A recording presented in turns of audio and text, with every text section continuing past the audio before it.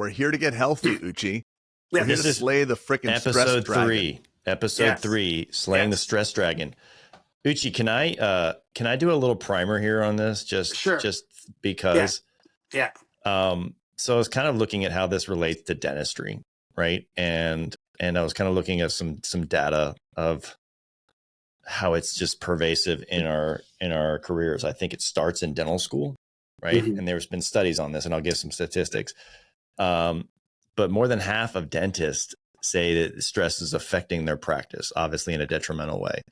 Mm-hmm. And so learning how to cope with things like this, right? Because we start with school stress and, oh my gosh, my wax pattern's not done. And then I get out and I have all these loans and there's stress there. And now I've got stress of staying on time. And now I've got stress of my team.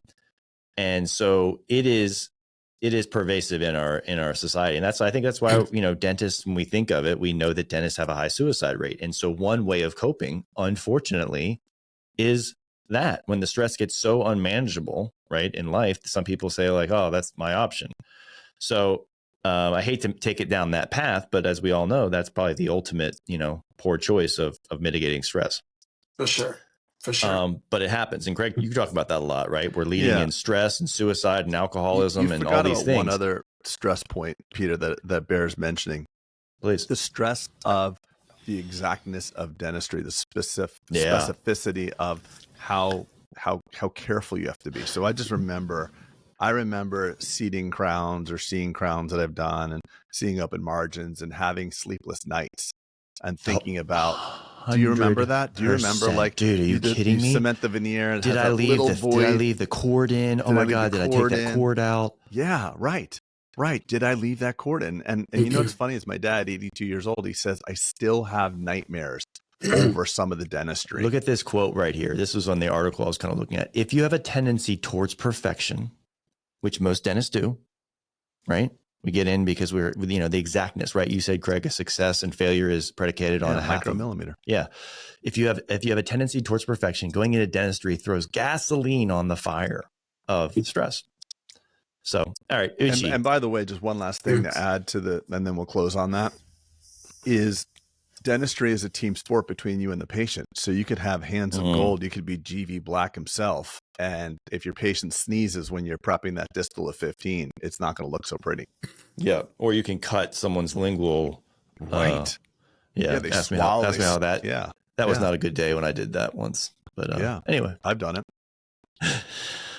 Okay. Uche. Slay our dragons, slay our stress dragons, please. It's perfect. The stress of dentistry is just, it perfectly plays into what's going on through evolution. Homo sapien, 400,000 years, Homo habilis, 1.7 million years. So from about 1.7 million years ago up to about probably 6,000 years ago, we are primed to have periods of fight, flight, or freeze. And it's basically, it rewires the brain. So we have this gene that tells us, like, we're primed to look for negativity. The only reason why the three of us are here is because we've done very good. We're very good at paying attention to negative things. There's very few positive, chilled out cavemen, cavewomen. We were primed for negativity. So that's all in everyone's background. That's in every dental student's background. Well, for 48 months during dental school, we get that to another level by ramping up deadlines, competition, being told we lose a student every year from suicide at our school. So our brains are wired for it. And the challenge is, it's really hard to rewire, but those brains are wired. And what it does is, there's all kinds of neurotransmitters that are geared to almost create a groove in that record to make sure that we recognize that pain. That's why you said, you talk to your dad who's 82 and he remembers it like yesterday. So he's a good caveman. Like, you're supposed to remember how not to die. How not to die is huge. So with a whole level of what happens is with stress in general, it makes us more prone to all those diseases. Because basically, the minute you have kids, the world doesn't need you anymore. If you got kids, the world says you are expendable. So anything after you've had kids, the body goes, thanks for coming. Bye-bye. Another person can raise your kids. So that's also ingrained in. So aging is not something that the caveman needs. Like, the minute you have kids, the body goes, thanks, I've done my deed, I move on. So You got to trick your body into being around and looking good at 30, 40, 50, 60. But that's like your dad. He's become like an elder statesman. He's giving back. So now he's actually teaching a generation and leading. So you get into teaching. Now the body says, hey, you might be needed because you can actually help raise other kids or other dentists. So mentoring and teaching is a good way to go. So look at Christensen at 88. Gordon Christensen at 88 could do 6 hours a lecture. He organizes plans. He's got research papers. Anytime you start mentoring, even what Peter and Craig, what you're doing now, it tells your body, hey, we might give you another decade because you're now teaching and mentoring. So we can hack into those age-old physiology and hack into that stress part. But again, it's cortisol, adrenaline. We can talk more about the brain aspect, the amygdala. But Peter, go on. Share something. What you So want define. I think it's a good thing to just do a baseline definition, right? Right. How much of it is environmental? How much of it, like you said, is DNA? Yeah.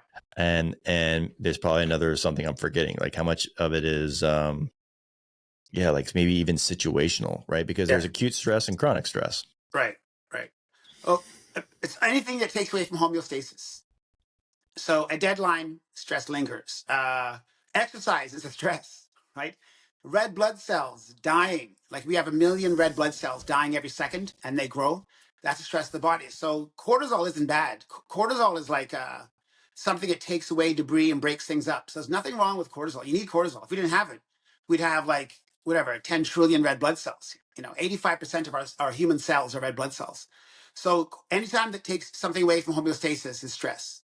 But the body doesn't actually recognize between good or bad. So winning $1 million can be the same stress on your physiology as losing a job. So it's not as if, we think we want $1 million. But for some people, the marriage tanks, they can have a heart attack that night. They don't sleep all night. So good or bad, anything that takes away from homeostasis. So a new contract, 150 new patients a month in a practice. Good, but also it's also stressful. So anything takes away from homeostasis, but there's physiological effects on, there's a primitive part of the brain called the amygdala. So that all of us have one, 8 billion people on the planet. We all have an amygdala. It's the most primitive part of our brain. The amygdala is like the dinosaur reptilian brain. And it really says, pay attention, attack. And that's basically, everyone's brain has that. And anytime we get upset with a horn honking behind us or someone flipping us off, we cannot deny that. The truest martial artist can stay quiet, or the Buddha, but most of us get angry real quick. Assistant hands you the wrong instrument, boom, my amygdala. Like, where the heck was that part of my caveman brain? The glasses were not put up properly. Where is the day sheet? So it all starts. I think we all know, like anyone hearing this, like no one has to extrapolate too far out that's listening to this where their stress comes from, Uche, right? Like we all know we're going through our own days, like, all those things. So, I think we should get to kind of the nuts of it, right? We all know when it is, and maybe being able to identify it early, like it's going to ramp up. I know mine used to kind of, or does start small and then kind of spirals out of control sometimes. And I think being able to identify those prodromal syndromes kind of thing is a good thing to learn how to mitigate. Well, I believe in talking about solutions. A lot of shows and books in general talk about the problems and the fallout of something the whole time, and then they do a quick 7 parts how to combat it. So I think solution oriented is the way to go. How many staff meetings talk about the problems for 90% of the time, and then 10%, oh, by the way, this is what we can do. So let's not fall into that old dental trap, the dentist trap. And if we know the physiology there, you cannot deny it. But anyone who could master stress, you're the better police officer, you're the better husband, you're the better wife, you're the better dad, you're the better student. The veneer goes on better. The crown goes in quicker. Because anytime you're under stress, the body almost forgets past learning. All it wants to go into survival. And you become not smart. And I give that example of Muhammad Ali fighting George Foreman. George Foreman wanted to win that fight, the Rumble in the Jungle, back in 1975. Muhammad Ali said, how am I going to beat this guy who's 2 inches taller, his reach is 4 inches longer? What he did was make him angry. And everyone thinks, wow, my enemy's angry, the dentist is angry. Well, if you're angry, you can be led around like a bullfighter, with the red cape. The bull gets mad and all it can do is attack. All the reptile can do is attack. All the bull can do is attack. All the dentist who's angry can attack. And you come across not looking bright at all as someone just takes the cape and moves aside and the bull flies off into the fence. So to be able to control that amygdala is powerful, and we all have them. It's a huge part of our brain. Uche, let me throw in a distinction there real quick. So I think we look at, like you said, the amygdala is our way of kind of coping, but stress is there, it is a performance booster temporarily, right? Because all of your psychology and adrenaline and cortisol goes to solving what's in front of you potentially. Now, over the long run, obviously you have adrenal fatigue and things happen that's not good from a chronic situation. You can't run your car at full RPM. No. And expect it to last long, right? Same with your body. But I think there is way, when it's properly framed, it isn't a struggle, it's a performance booster. Right. So obviously we need to be able to identify, is this performance, or is this going to be something that's going to be parasitic to my longevity or my lifestyle or my practice or my mood, and being able to identify it. And so what are some of those markers, right? When like, what are some symptoms, I guess we should say, right? We know the etiology. What are the symptoms? What happens when you're in fight or flight? No, obviously we all know that, right? I'm saying, like, when do you identify, like, are you just tired all the time? Are you losing your appetite? Are you not sleeping? Like, what are the symptoms so that we can identify, hey, I'm actually in a chronic stress situation, which explains X, Y, and Z. Well, it's called periodization. Periodization means we're meant to ramp it up for an emergency, but only for 2 or 3 minutes. You have 2 or 3 minutes before you gas out. Look at those ultimate fighting champions. They try and train so they can not gas out, but we're only trained to go all on for a minute or 2 minutes. So you can imagine a day that's explosive. We come home exhausted. We're going against 1.7 million years. So being exhausted, adrenal fatigue, irritable, anxiety to depression. Basically, depression is you have no juice left. You're flat, adrenally fatigued, depressed, depression. So that being said, so some little known things though about stress that people don't realize. Wait, so is that the flow chart you were basically saying? Like, it's kind of starts anxiety, then morphs into almost? Well, part of it is, stress happens, right? And the body amygdala immediately pays attention. Hey, something's going on here. The amygdala tells the adrenals, pump out adrenaline right away. There's a fight going on. This guy's approaching me. My assistant didn't give me the right. Where's the medium gloves? I like a medium gloves. Amygdala. The cement is hardening. Yeah. Hurry, move faster. What's going on? Oh, line 4. Oh, spouse on line 2. And it's girlfriend on line 5. And all of a sudden you're making a provisional. Boom! It clicks off. Your provisional clicks off into the plant. And now, as you slide forward, so they can see your panky graduation, you slip off the chair and fall back into the window. And now you're F-bombing it. You're F-bombing it. Patients getting up to leave, saying, I've had enough. I don't like what social media has been branded. I'm out of here. So now you're angry. And you can stay angry minutes, hours, and no one looks smart with that level of intensity, that level of anger. You just look. What happens is, though, all this stress is supposed to keep you alive. It doesn't care about long-term healing. It doesn't care about moderating with past wisdom. It's only meant to keep you alive. So that's why you got to immediately get out of that one trap. And there has to be little cues. And that's where martial artists train themselves to be quiet. They said, never be scared of the dog that's barking ravagely. Be scared of the dog looking at you, because that's the one that's going to take you out. It's the quiet guy that's looking at you, like Columbo, Bruce Lee, right? Stillness is, you can take anyone down. Muhammad Ali beat George Foreman by making him mad, whispering in his ear, I'm going to make you your mom. I'm going to make your mom my girlfriend. And George Foreman was just pounding away. By the 8th round, he had nothing left. Did you see the debate, the U.S. presidential debate? Similar. Same thing. What did I tell you on yesterday's podcast? We do not talk about politics and religion. I'm not saying it's political. I'm just saying make somebody angry, and you can make them. You can make them react. They lose track of the whole agenda. Yeah. All right. So Uche, hold on. I'm gonna recircle you. I see why you guys have been a kindred spirit for a long time. You guys are very. Let's listen to this story. Listen to this. What's this? Oh, look, a squirrel. So I like Uche for that. Hey, listen, Uche's more popular than all of us. I'm not saying I'm not saying a popularity contest. He sold out the Mercedes-Benz Arena in Munich. My role, Craig, as you know, per your wife, is to wrangle things into consolidation of staying on task. So, Uche, symptoms would be irritability, right? Which maybe is not the way you would default, right? That could be a sign of chronic stress. correct? After, on the way home, just feeling kind of angst-stilling, just like Okay. not feeling settled. The breath is different, and Poor you're not sleep. noticing. Yeah, Poor what's that? sleep. Poor sleep? Poor Yes or sleep. no? Poor High sleep blood for sure. pressure. Poor High sleep for blood sure. pressure?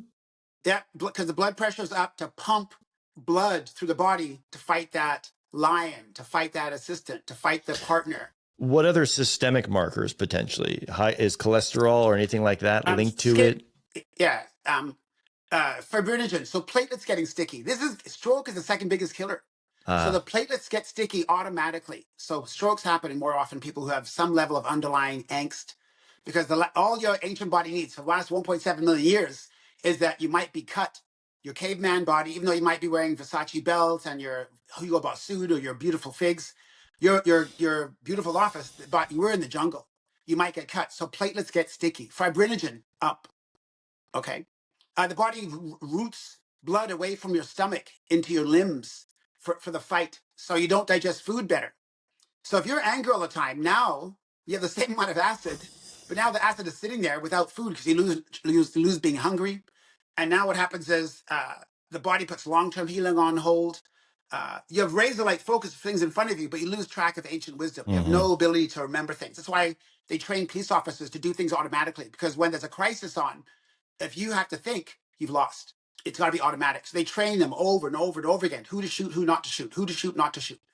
But our dentists don't know this stuff, so we're shooting everyone. We're telling our hygienist, "I don't like you, and I think this." So one thing I want to add to that I don't think you guys are touching upon just yet. Okay. The more angry you are and the more consistently you stay in any given state, the more likely you are to go back to that state. Like you almost build like an emotional home to that state. So if your life is your most dominant emotion. So if you're a lawyer, I just noticed this, and no offense to lawyers, but if you're like a litigation attorney and all you do is fight, it's just, that's the most easy place to go. Like your quality of your life is the most dominant emotion. If you're grateful, your life is amazing. If you're consistently angry, your life is angry. If you're loving, your life is loving. So it's like if you are in a state like that, and I even had a conversation with Pete offline yesterday about it.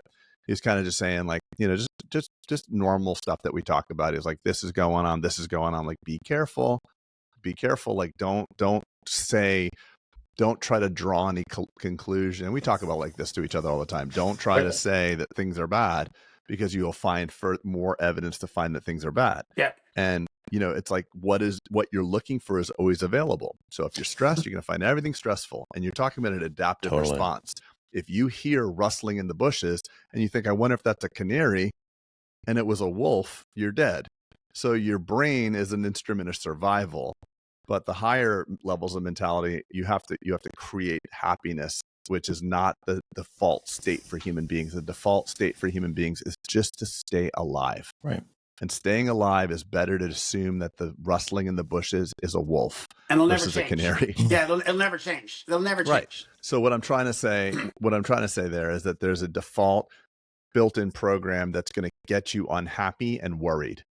And you, as an evolved human being, have to do something and opposite of what your programming is. Hey, you know what? This actually can start happening in the womb. They've actually shown that in the womb, of if course. mom is upset, if mom and dad are fighting, you can actually be wired for cortisol for 9 months. If your mom is worried and you're in the womb, all the hormones and neurotransmitters the pregnant woman gets, the baby gets.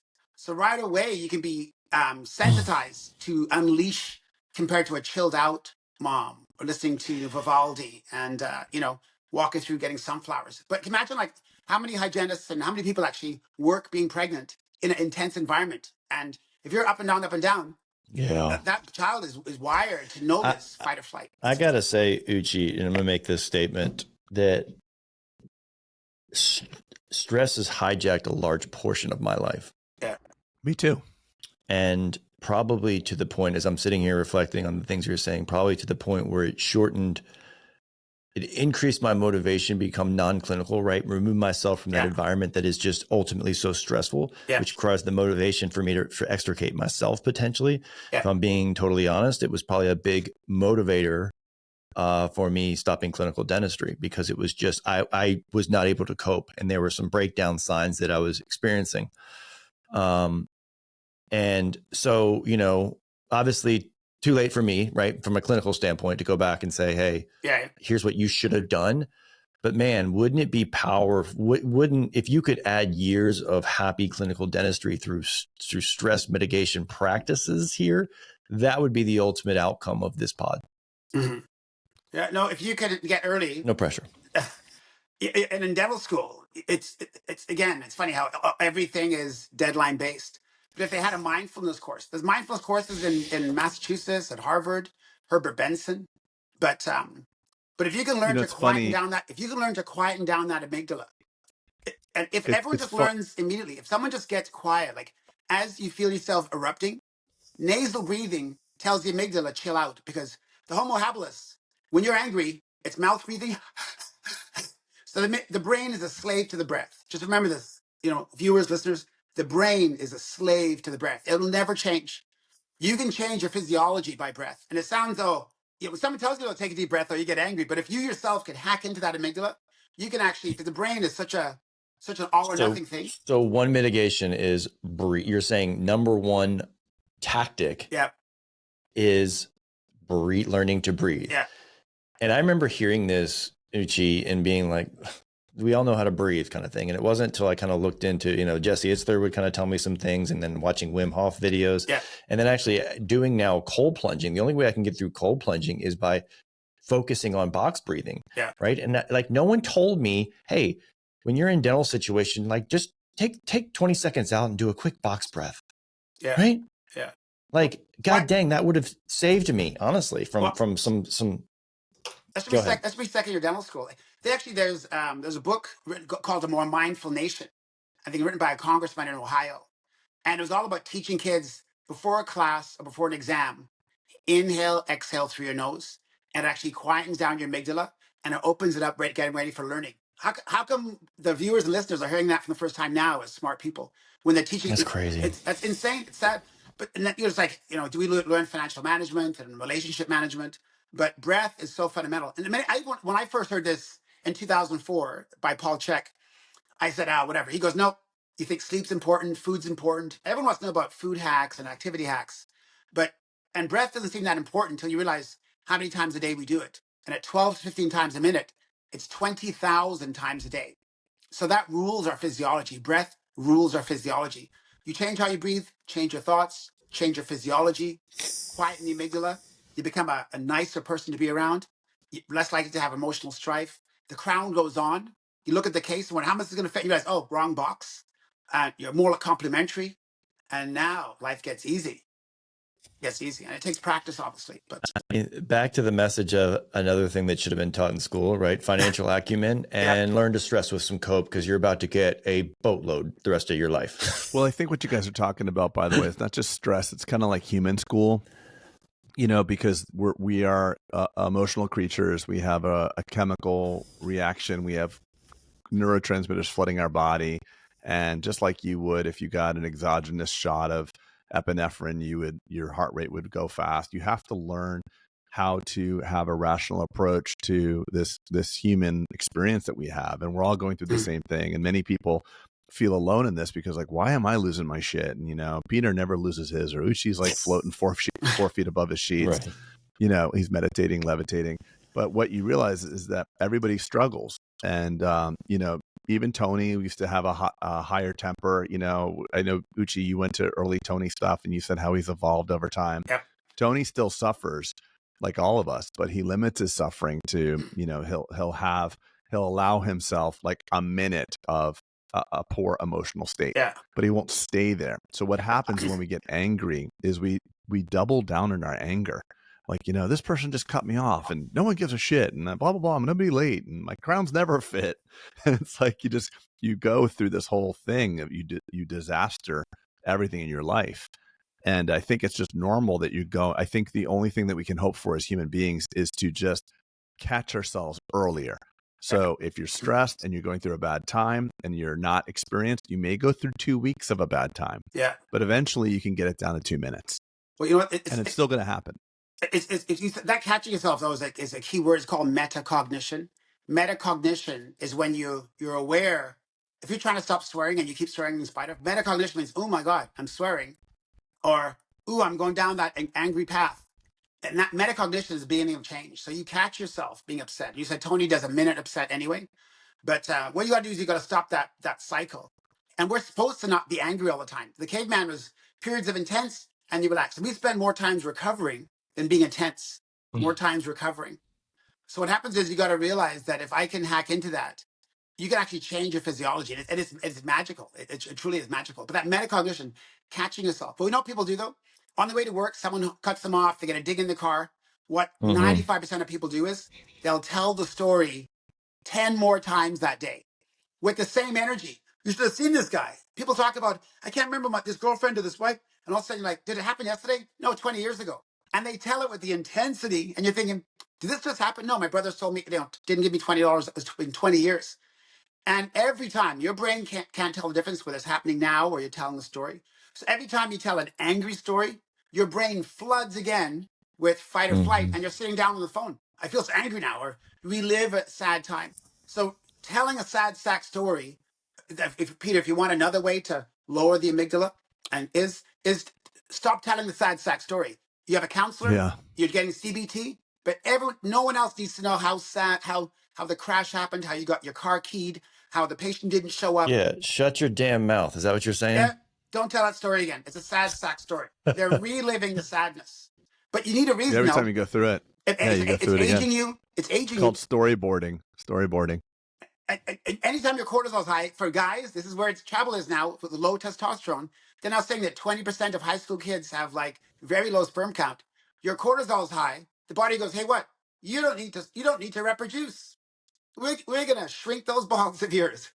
You're too stressed to reproduce, kind of thing, right? We just need to get you through the day. So that's yeah, exactly. And you look at the couples though. Couples trying to get pregnant, $50,000, $30,000 IVF, trying.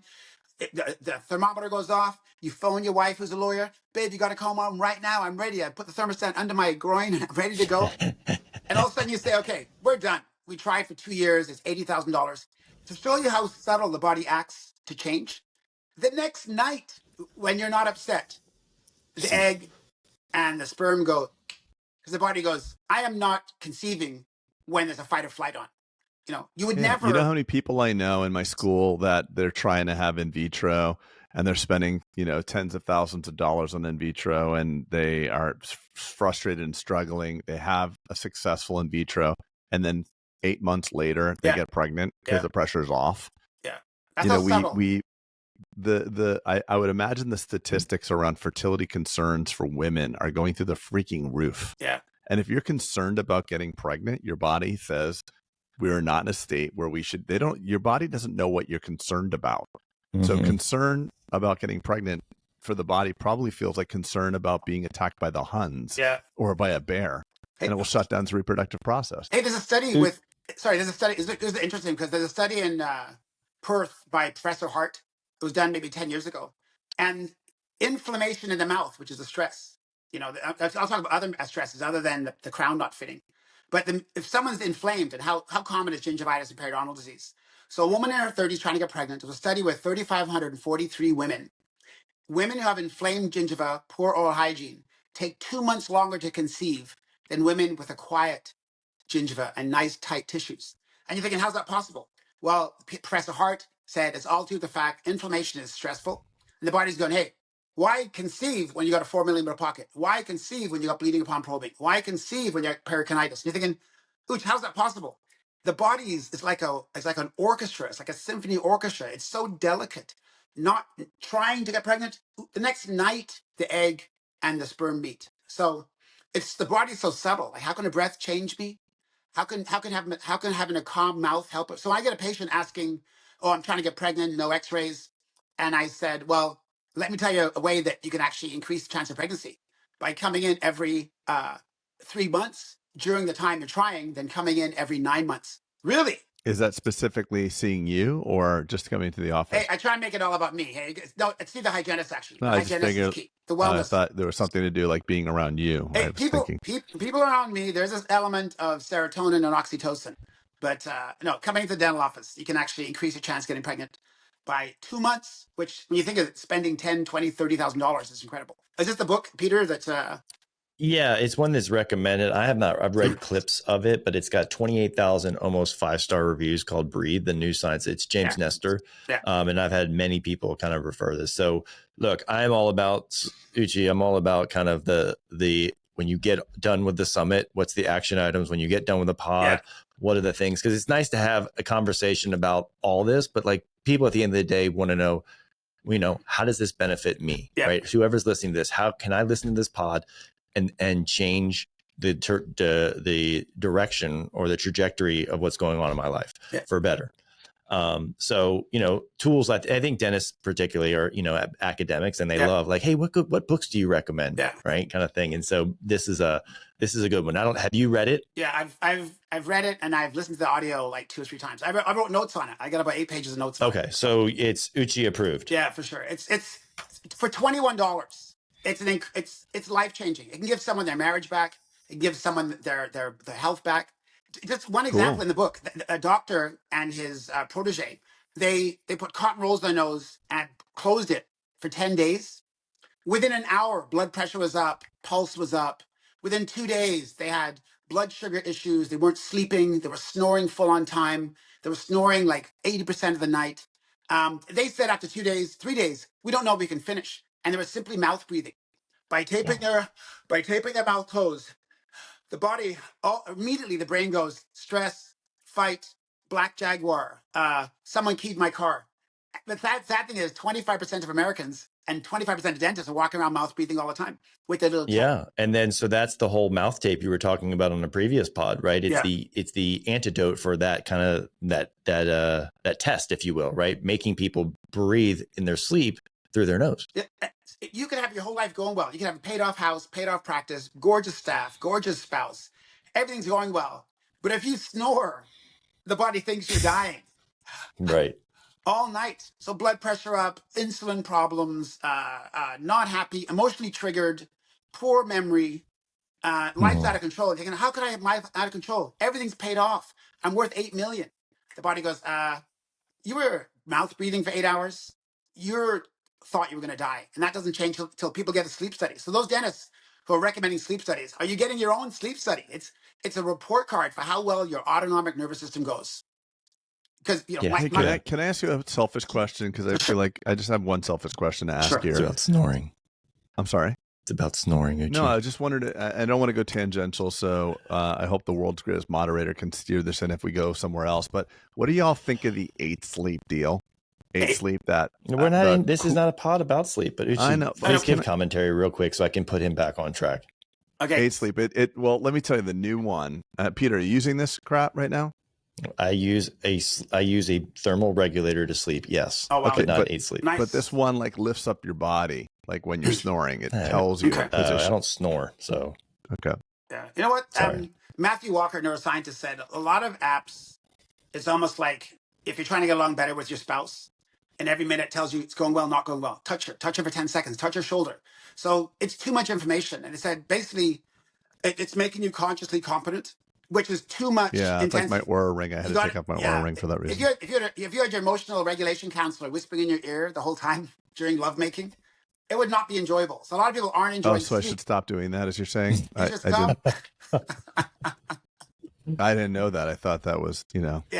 Yeah. Someone's so you don't have like a sex doula in the room with you and your spouse? Put your hand on her belly now. Yeah, rub there, blow there. 2 breaths in, touch there, put a nibble there, nibble between there. Well, look, it wasn't as tangential, Craig, as I think, right? Because if you're stressed all day long, then good sleep is the only antidote you have for recovery, right? So it wasn't as tangential, even though you guys are going off onto weird sexual things right now. It actually was applicable. So it is a good so if you are stressed, make sure that you are doing all you can to maximize your sleep, right? Let's get back on track. So breathing is the number one. You would say the number one mitigation tool for, I'm identifying stress or I have chronic stress. I'm going to put this into practice. Number 2, you're saying is kind of a cognition or an awareness thing, right? Identify. Metacognition. Be aware. It's like having no speedometer on your dash thinking, I'm always speeding. I'm always speeding. You don't have a speedometer. Having a speedometer is metacognition. Ooh, look at that. Got it. So metacognition is powerful. Yeah. What would 3 be in terms of? Yeah, I'm guessing you're going to probably go with probably exercise or exercise diet. and nutrition is pretty. Sitting all day is stressful for the body. Like you'd be surprised how many things cause stress. Sitting, it slows oxygen to the brain. The body right away gets annoyed with sitting all day. We're not. Are you standing right now, Uche? I'm standing actually. I'm standing. I am too. Craig, Yeah. Are you sitting or standing? I'm sitting. Shocker. So why is that a shocker? I don't know. I just felt like busting on you. You were too quiet. So standing, the lordosis, kyphosis, lordosis. Wait, did you exercise today, Peter? I did not. Yes or no? You don't have to. And Uche, did you? I said no. Uche, did you yet? I did a form of exercise, but it wasn't actually exercise. Well, I don't want to hear about that. I don't want to hear about that. I had a sex doula in my ear, so I was like, "Oh, did you really? Wow, yeah. Oh awesome. God, edit that out." It's like a baby whisper, but it's just it tells you how it's going. And that's awesome. Good for him. Yeah. All right. So what's the number 3 then? Since it's not diet or exercise. Well, nutritional deficient. You'd be surprised how many ways you can actually become stressed. If someone's literally nutrition deficient, you can have a paid off house, paid off practice, dream team. You could sleep well. But if you're nutritionally deficient, it's another stress. And to give you an idea, I always come back to fiber, but average American, 12 grams a day. Our gut flora, which are the most successful living organisms in the planet, bacteria have been on the planet 4 billion years, more successful than a dinosaur. The dinosaurs on the planet for 100 million years. The bacteria outlived them. So what happens is our bacteria say, and cavemen and cavewomen ate 100 grams of fiber a day until they learned how to cook meat. 100 grams a day. For a million years, they ate 100 grams of fiber a day. Fruit and then leafy weeds and things like that. So everyone in America is starving their bacteria. You starve your bacteria. Your brain, your bacteria, which don't have a brain, but they have a consciousness, they have a keystone relationship with fiber. And it's 1.5 million. So only 5% of people eat 25 grams a day for women, 30 for men. So with everything held equal, low-grade stress in the biome can create accelerated aging and a fight or flight. People think, you know what, I'm doing everything right. How come I'm still having autoimmune disease? I hate vegetables. I don't eat fruit because I'm on a diet. I love how we always talk about like the caveman. You know, when we were caveman, we ate raw meat and did this and that. And we were caveman, we ate more fiber. You know, like cavemen died when they were 32 years old. Like that was like the max way age. Before that, but we I just Googled it. I just Googled it. But they died of violence, though, not of disease. They died of violence. Okay, well, yeah, you're right. Saber-toothed tiger. 33 years old. Yeah, you're right. We had a million years eating raw vegetables. It was a million years. How long have you been on the internet for? Since 1993. So so our body wants what we've been programmed to eat, which is vegetables. So guys need 30 grams a day. So they've actually shown that only 5% of the population eats that amount. So everything can be going well. You're breathing deep. You're not snoring. You got the cooling sheets. So diet is your number 3. Diet meaning high in fiber. Look at the nutritional deficiency. Okay. Being low in vitamin D is a stress. Yes. Being low in magnesium. Magnesium helps muscles relax. Some people have everything right. They have the cooling sheets. They have a beautiful spouse. They have a beautiful office. They have a beautiful team.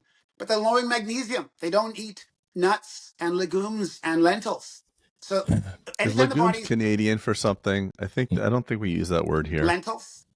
Yeah. Okay. Got it. Sorry. I knew when you talk, when you go into testing more, I think we spoke about that briefly, but vitamin D is the thing that is the most, everyone is kind of running around with like low vitamin D, and it is probably one of the most important hormones or hormone precursors, right? For all these things. Yeah, it modulates.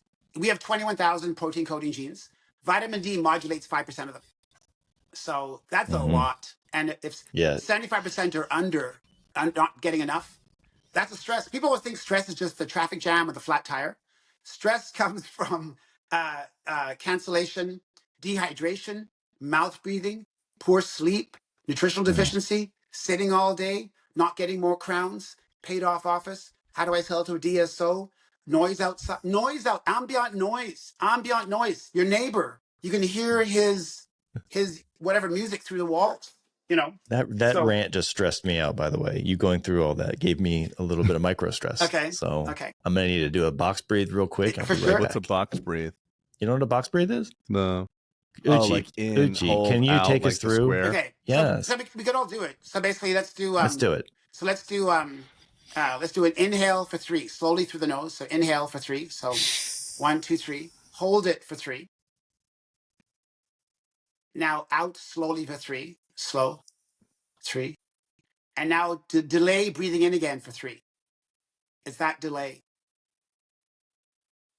That one round tells your body must be fine. The threat is gone. That is crazy. Like I completely feel I'm not even being dramatic here. I feel completely different in that one box. It's crazy. So imagine learning to do that during a crown prep or during yes. trying to find the MB2 canal.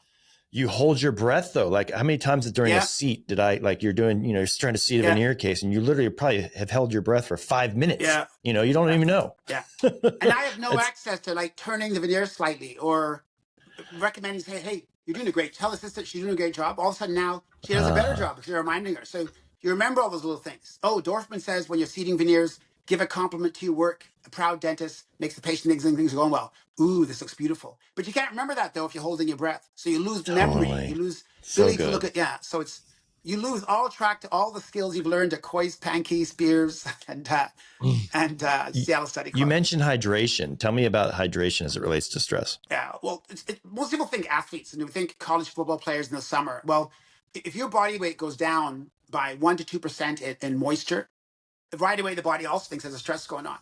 Believe it or not, the pain we have for being thirsty is harder on your brain than the pain from being hungry. Hunger is not as painful to your brain, your physiology than being thirsty, because you can go without food for 30 days. You can't go more than 4 days or 96 hours without water. So the brain, through evolution, they said all things in the body, why we do it, makes sense if you look at evolution. Azaransky said this. So thirst, if you haven't drank water and all you've had is diuretic food, green tea, dark roast coffee, and now it's noon, and now you're wondering why you're not happy with the veneer case, the body goes, cortisol's up, fight or flight's up, testosterone down, irritable, mouth breathing. And it's simply because you haven't hydrated. And so true. Yeah, that is wild. So you ever heard that 3:30, right? You can't live for long. You can hold your breath 3 minutes and that's about it. Yeah. You can not have water for about 3 days and that's about it. And you can not have food for about 30 days and that's about it, right? That's a wrap. Yeah. So that's always a good thing to remember. The thing about though, so you can actually go 10 years without sex, but Uche, what is it today that we're coming back here a second time? This is always it. What's that? So if you can go 10 years without, but how much of that is in our mind all the time? Sex sells, information, sex sells, magazines. So they're Craig, making, is that true? Can you go 10 years without sex? Oh, well, maybe I think you can. You can do 11 years, 4 months, and 73 days. Why? Okay. Why do you guys ask like that? Just because it's just by the expression on your face. Just like I see the eye twitch, but no. Uche knows, and God bless you, Craig. You're funny. He's being funny right, because here's the guy that probably has almost too much. You can have too much. Too much of a good thing. Yeah. All right. So we've got a good list of 4. Yeah. Right. I'm really seeking one more in closing to say, look, remember these 5 horsemen as you're going through your day. Okay. And so give me one more one more tool or one more identification that we can say. Movement is powerful. Movement. All right. Either sit right now. If you're angry, you're probably sitting. Angry standing, because the body, the spine is flexing. 33 vertebra, lordosis, kyphosis. So the minute you move, put your hands above your head. You twist. Right away, the body thinks, oh, because usually through a million years of caveman history, movement was from being running. Now we get angry sitting still. The body goes, move, damn it. My brother's a police officer. They said, when you go to the scene of crime. So does my watch, by the way. What's that? What? So does my watch. It says, get up and do something. Well, that's perfect. Like, damn it, shut up, watch. So movement releases muscular tension. Movement allows you to use the blood sugar, because when you're angry, the blood vessels flood with glucose for the fight. For most of us, never happen. If you're angry, putting the rubber dam on, your hygienist trying to scale, and the tongue is like out there, the lip is tight against the lingually inclined anteriors. what happens is that state is so sedate. Moving might be the best thing. Bite down a cotton roll, give you a chance to rest your jaw. The hygienist goes outside, it lowers muscular tension. And now you come back with a different mindset. Just like how the horse whisperer, the baby whisperer, I'm not sure the guy is Milan, the dog whisperer. It's all about being chill. Caesar Milan, yeah. Yeah, it's all about being chill. And chill is attractive. It's the quiet Dwayne "The Rock" Johnson confidence. Richard Branson confidence is chill. Dwayne "The Rock" Johnson is chill. People love a chill leader. And that's just to go to it one more time. If people want to look like a CEO, they've done studies to show CEOs, the top CEOs, stay still when everyone else is losing their mind. If someone's losing their mind, they're probably not the leader. Because if you had people that you could help, why would you be? And also, you're doubting God. Because definitely, if you're efforting and struggling, you're saying, I don't trust God, help me. But ultimately, though, to be quiet in the eye of the storm is true leadership. Then you have access to ancient wisdom, the Akashic record, which is history of human civilization. So to be quiet means the whole world loses their minds. The CEO goes, this is where we should go from here. And that's where the media goes. Like, they want the quiet person. The person who loses their mind is the lost person, right? The lost person. So if there's a way that the dentists want to appear like a CEO, true leadership is to stay still in the eye of the storm. And that's why exercise, when you exercise, you have cortisol, but you also get endorphins. So now, because I've been exercising for 44 years, something upsets me, the body goes, oh, cortisol. Oh, we've had endorphins 5 times a week. So I now can stay chill. I have less cardiometabolic changes. I don't see crisis. I don't see change as big as a crisis for me. I'm like amused by it. Hey, let's see how I do with this one. You know? So, and I have Very more good. fun with it. Hey, let me see. I like that movement. Yeah. You know, and maybe, you know, you ever hear people that's like, I got to go for, I mean, I'm going to go for a walk. I got to blow off some steam kind of thing, right? Maybe. Good idea. Yeah. Yeah. That's great. It's hard to be angry. It's hard to be angry going for a walk. You go for a walk, upset, depressed, angry. You come back going, what the hell was that? How come? But I even think I'm struggling with something. I think, oh, I should work out. I should work out. And then I go and I think, oh my God, I'm the guru, and I still postpone movement, you know? But man, movement. Uche, yeah. If any, you know, if there's any deans of dental schools listening, please incorporate some breathing into this. We don't get much training in all these domains. So we talk about how we don't get training in money, obviously, but we don't get the how to set up yourself for success in life and to be happy is not taught.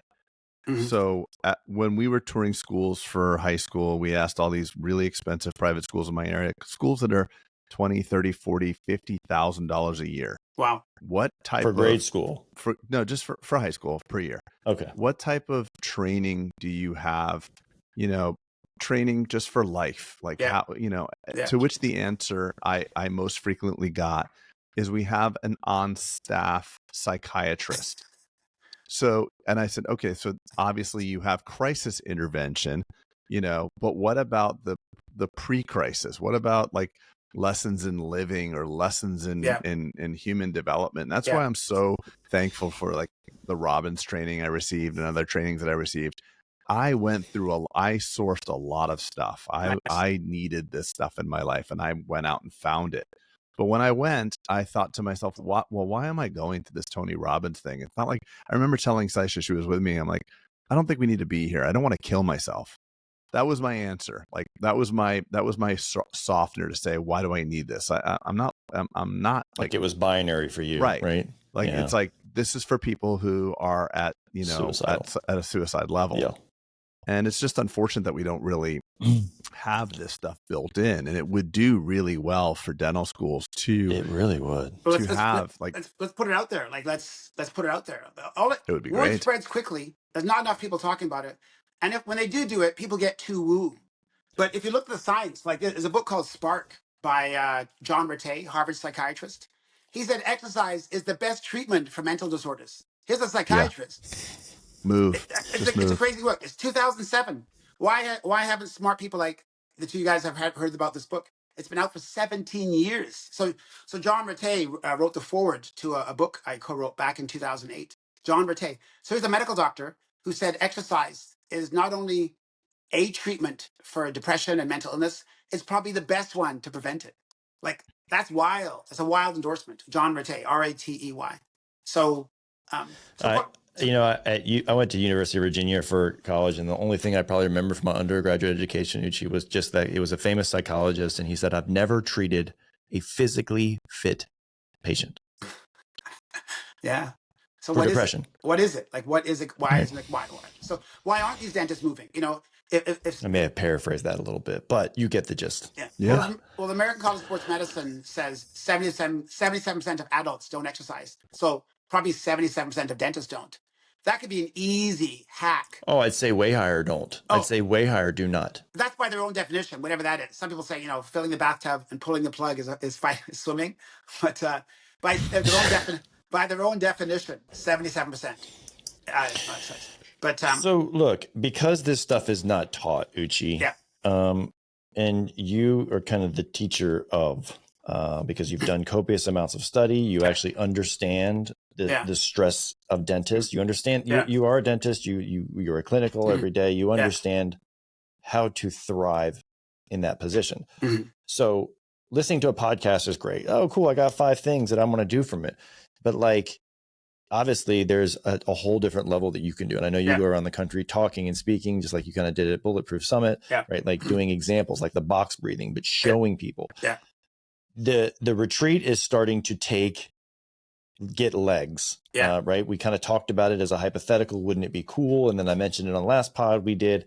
And I said, hey, we don't have anything formalized from a landing page yet, which we still don't, but we have talked to some amazing places in Scottsdale, this resort called Savannah, which is basically focused on retreat and kind of resetting, and then having you as the teacher, and Craig and I will be there, and limiting it to 20 spots. And I said this on the last pod, and I think there was 5 people. It's going to be like an all-inclusive price, but there was 5 people who reached out immediately and was like, hey, count me in, not even really knowing like the price or the whatever. They're like, I'm in, whatever it is, because they obviously saw the preferential value that is going on, or maybe they're in a situation where they need a reset, and it won't be until February. But I know I'm talking a lot here, but kind of can you expand on, will we get some of this? Oh, for sure. Methodology and these things in February. Yeah, it's going to be content rich because you need information, but knowing more doesn't do anything. You got to feel it. So a big part of that is experiential. So guided meditations, journaling. There's going to be some yoga, and I would call it yoga because yoga's got a kind of connotation of being difficult. I call it Zen body, like how to develop a Zen body. And it could be short exercises for beginners, because there's more beginners and intermediate than advanced, but not that the 100%. Advanced person could have. Cooking, nutrition, how to get rid of your nutritional deficiencies. And with that immersion with 20 high-level people, and with the 3 of us, people are going to leave going, I get it. I get it. And it's going to be life-changing, because most dentists spend all their clinical CE, all the CE on clinical, how to prep a crown, how to do sinus lifts. The biggest problems we have is personal, physical, psychological. So this is probably the most important thing they could ever take, if you ask me, to spend, 2 odd days at a retreat. It's going to be restful. It's going to be active. But again, limited amount of people. We're talking 20 people. So it's going to be a challenge. People try and come on board in December. And I'm sure some of the fireside chats after we've done a long day of fixing ourselves, I'm sure some talks will evolve into the business of dentistry, like, because Craig and I can't help ourselves around the fireplace. But I mean, that's the side benefit. Well, nothing stressing, of course, Uche, nothing stressing, but it's that may be. And look, we are coming, you said the 3 of us, we are coming as pupils, as students, as someone who, no different than anyone else. Like Craig and I are pushing this because we want it, not because we want this for us. you're gonna have aprons on. You're gonna know how to prep a healthy meal with a full complement of fiber inside. Hey, by the way, Pete, how's your meal prep going? Did you amazing, go out by the way? Amazing. I go and get the bag salad. I go and get, Uche's probably gonna be like, bag salads. No, but I get bag salad's fine. Bag salad's fine. I go these amazing. I get a bag salad. I get 4 in a week, and I eat them for lunch, Craig. And it was like, and I get some canned chicken from the I put the chicken in those cans. They make canned chicken? Yeah, it's actually quite good. Hey, don't judge the early signs of a recovery. Like, You know what? If I sent you one thing, I will say, if I sent you my meals every night, the way Saisha cooks every night, you would like go ballistic. It's like my wife is such a great, My wife. Michelin star. she's a very good cook. Michelin star. Well, wait. Well. Tell me more. So I would go ballistic, meaning with FOMO.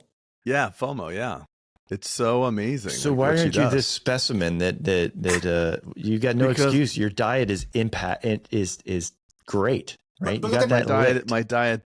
my diet's good when I eat at home. But there's weekends and stuff like that. And even though Saisha cooks, at the end of the meal, I might just like help myself to a little something. But I'm doing good A right bowl now. or two of ice cream.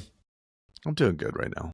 Good. You do look quite svelte. I did see a picture of you from Europe, and you looking very slender. No, my but even friend. the skin, no, like I've look at your lost weight. skin. Like stress shows up in your skin and eyes. I have a filter on, Uche. That's why. Okay. I don't do the filter. Yeah, look at this. You have an abs filter? That's amazing. No, that's amazing. No. That's pretty good. No. It's good skin. It's good skin. Stress shows up in your skin. Health shows up in your skin. Health and stress management shows up in your memory. If you have a good memory, you're probably managing stress well. If you can't remember names, that like so that's one of the signs. I know we talked about signs earlier, but ultimately though, immerse hanging out with if someone's a hothead and they have 3 friends who aren't, it's really hard to stay a hothead. It's embarrassing to lose your mind when your 3 friends are going, hey, come on, let's go try another restaurant. So, show me. That's a show me your friends. I'll show you your future kind of thing. Yeah, all right. sure. I fully agree with that. But if someone walks around with a chip on their shoulder and all their friends like to fight, that's why with cops they always do a cop who de-escalates with a cop who escalates. Good cop, bad cop. There's always one who's like, hey. There's always a de-escalator. They need that balance. Sure, you need someone who can ramp it up, but you need someone to calm it down. And that's that periodization. Intensity, recovery. And short periods of intensity, and then recovery. If you're interested, again, keep emailing me. I'm putting together like a little list because we don't have a registration. Okay. Uche, this is to listeners. If they're interested, they just can email me, Peter Boulden. I'm sorry, actually, Peter at bulletproofdentalpractice.com. Just send an email and I'll help Vanessa be aggregating. And it's gonna be great, man. I'm excited. And I'm gonna have to bounce here soon because I have Craig's office manager downstairs in Atlanta right now. Erica is here just helping do her thing. Wow. So I'm gonna have to. Big thank you to Erica, by the way. Big thank you to Erica. And I told my team, I was like, it was kind of like the why and the premise, and I was like, well, she's probably like the #1 office manager on the planet, right? Like, like from a credential standpoint, from a prestige standpoint, from a lecture standpoint, like she probably knows more than any office manager on the planet. Didn't she speak? She spoke at Vegas, right? So she killed it. I think they were. You know what was interesting, by the way? She told me 2 things. She said, number one, she was one of like 3 speakers that actually work in a dental office. Of all of these, I would imagine there's dozens, if not hundreds. Yeah. And then the second thing is, theirs was the most attended, and they recorded hers, and it was really cool. So she's super smart. She gets it. She is, and I'm happy she's there. Hopefully, she's me too. To provide some value. She totally will. But Craig, you've nurtured her, obviously. Like you saw the value, yes. But her just having a limited of in-person meeting, then hearing on the phone and Zooms. She's so emotionally regulated. Insightful, supportive, appreciative. Like, do those names describe many people in it doesn't get rattled. It doesn't get rattled. This guy who's speaking right now. And this guy too, for sure. Box breathing. All right, Uche, that was great. What do we have to look forward to? So maybe, what do we have to look forward to? And we should have, by the next time I talk about this retreat, we should actually have a domain registration. I can send you people to a registration, or everyone who's interested, and they can find out all the things. Yeah. But what do we have to look forward to for episode? We're gonna do movement. So physical fitness movement. For high performance dental professionals. Physical fitness. Is this? Can this be movement between patients? Like just little things you can do. Simply that how to position your hips so you lower the chance of have a hip replacement. Like Everything we do is standing, moving forward, standing, moving forward. Anytime you do internal rotation of your hip exercise, you actually bring more lubrications, circulation. 800,000 hip replacements knee replacements every year in America. A simple exercise you can do once a day, 10 times, to bring more circulation to your hip and lower the chance of having one of those. So yeah, next time it's going to be valuable. It's going to be it's going to be a hot ticket. And believe me, when it comes to exercise, I'm a firm believer is less is more. So many dentists overthink it. I've been exercising for 44 years. Never missed more than 3 days in a row. I'd say 4 days in a row. I work out as little as 15, 20 minutes. So I'm going to share my 20-minute workout that does cardio, flexibility, and strength training. And I think Craig and I and Paul did that little 20-minute circle in Scottsdale. In Scottsdale. We talked about it yesterday. I was too stressed Peter to work was out saying, during the summit. Yeah, Peter was saying that if you have 18 minutes a day and you practice 18 minutes a day at something, it's 100 hours a year, and you're well ahead of 95% of the population. 95% of the population. I said, in anything you do. Yeah. I said, your workout that me, you, and Paul did was about 18 minutes, 20 minutes. And if anything, it's much less significant than the workouts that I do. The difference between what you do and I do is I do that workout, off and on 3-4 times a week. You do that workout 7 days a week. Yeah. And that delta is what makes it. But, you make it approachable. Yeah. It's what you do every day that counts, not what you do once in a while, right? So, anyway, 100%. So exercise science, because I know dentists like the science, the physiology, but do some tactical stuff. Peter will keep us reeled in with strategies. But it's funny. I did a 6-hour talk a week ago. And, great reviews. One review said Uche lacked substance. There was no depth. And I'm thinking I can't reverse a lifetime of bad habits. I'm not a marriage counselor, guru, fitness and thought leader. Technically, even today, if people just shift their perception, that's all we're ready for. People say, oh, it was good, but I might have taken only 2 pearls away. But Peter, Craig, and I, what we're doing is, if we can just shift a perception, that's the miracle. You change the way you look at things, the things you look at change. That's the miracle from today. That's the miracle of the summit. That's the miracle of what you guys do with your strategies. It's a shift in perception, and then everything changes. I love it. That's great. Yeah. Something to look forward to. Okay. Until next time, everyone. See you later. Okay, take care. See you. Bye-bye. Thanks, guys.